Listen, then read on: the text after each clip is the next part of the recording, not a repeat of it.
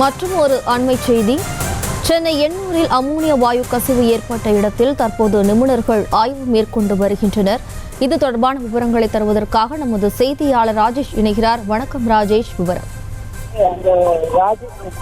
வணக்கம். தற்போது எண்ணூரிலே அமோனியா வாயு கசிவு ஏற்பட்ட இடத்தில் சென்னை ஐஐடி சேர்ந்த நிபுணர்கள் மற்றும் தமிழ்நாடு மாசு கட்டுப்பாட்டு வாரியத்தை சார்ந்தவர்கள், காலநிலை மாற்றம் மற்றும் சுற்றுச்சூழல் துறையை சார்ந்தவர்கள் என மொத்தமாக 7 வெவ்வேறு துறைகளை சார்ந்த நிபுணர்கள் இந்த இடத்திலே வந்து ஆய்வு பணியை மேற்கொண்டு வருகிறார்கள். அதாவது இந்த கசிவு என்பது இந்த இடத்தில் தான் ஏற்பட்டது. அதாவது 3 கிலோமீட்டர் தூரம் கடலிலிருந்து அடியிலே, கடலுக்கு அடியில் குழாய் பதிக்கப்பட்டிருக்கிறது. அப்படி அந்த குழாய் பதிக்கப்பட்டிருக்கக்கூடிய நிலையில் அந்த குழாயின் வழியாகத்தான் அந்த லிக்விட் அமோனியா என்பது கடலில் இருந்து, அதாவது இந்த கப்பல் மூலமாக கொண்டு வந்து அருகில் இருக்கக்கூடிய பெரிய கலனிலே சேகரித்து வைக்கப்படும். எனவே அப்படி சேகரித்து வைக்கப்படக்கூடிய சூழ்நிலையில் இந்த குழாயில் ஏற்பட்ட திடீர் விரிசல் காரணமாக நேற்று இரவு அந்த அமோனியா வாயு கசிவு ஏற்பட்டதாக இந்த பகுதியில் இருக்கக்கூடிய மக்களும் இங்கே பணியாற்றக்கூடியவர்களும் தெரிவிக்கிறார்கள். எனவே அந்த விரிசல் ஏற்பட்டது ஏன், அந்த பைப்பினுடைய நிலை எப்படி இருக்கிறது, அதாவது தரையிலிருந்து தற்போது நாம் நின்று கொண்டிருக்கக்கூடிய இந்த இடத்திலிருந்து 3 கிலோமீட்டர் தூரத்திற்கு அந்த கடலுக்கு அடியில் குழாய் பதிக்கப்பட்டிருக்கக்கூடிய நிலையில் அந்த குழாயினுடைய அந்த உறுதித்தன்மை எப்படி இருக்கிறது, பல ஆண்டுகளுக்கு முன்பு கடலுக்கு அடியில் இந்த குழாய் பதிக்கப்பட்டதாக தெரிவிக்கப்படும் நிலையில் அது தற்போது உறுதியான நிலையில் இருக்கிறதா அல்லது பழுதடைந்து இருக்கின்றதா என்பது தொடர்பாக பல்வேறு துறை சார்ந்த தமிழக அதிகாரிகள் ஆய்வு செய்து வருகிறார்கள்.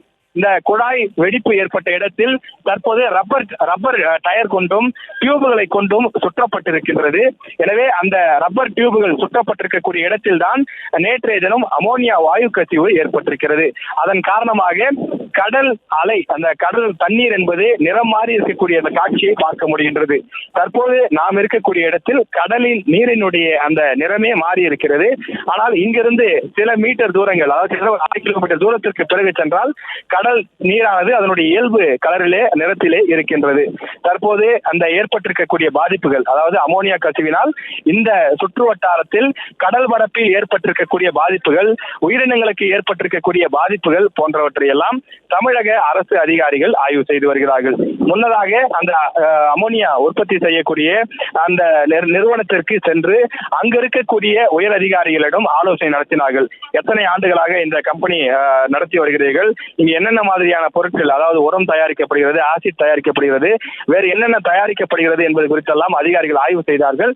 எனவே இந்த சூழ்நிலையிலே தற்போது அதிகாரிகள் அடுத்த கட்டமாக அந்த வாயு கசிவு ஏற்பட்ட இடத்திலேயே சென்றிருக்கிறார்கள். அந்த உள்ளூர் பகுதியை சேர்ந்த ஒருவர், வெள்ளை நிற சட்டை அணிந்த ஒருவர் தற்போது விளக்குகிறார். அதாவது அந்த பைப்பினுடைய அந்த உறுதித்தன்மை எப்படி இருக்கிறது, அந்த பைப் என்பது சில இடங்களில் விரிசல் ஏற்பட்டிருக்கிறது, இப்படி விரிசல் இருக்கக்கூடிய நிலையில் எப்படி செய்திகளை உடனுக்குடனும் துல்லியமாகவும் தெரிந்து கொள்ள சப்ஸ்கிரைப் பண்ணுங்க.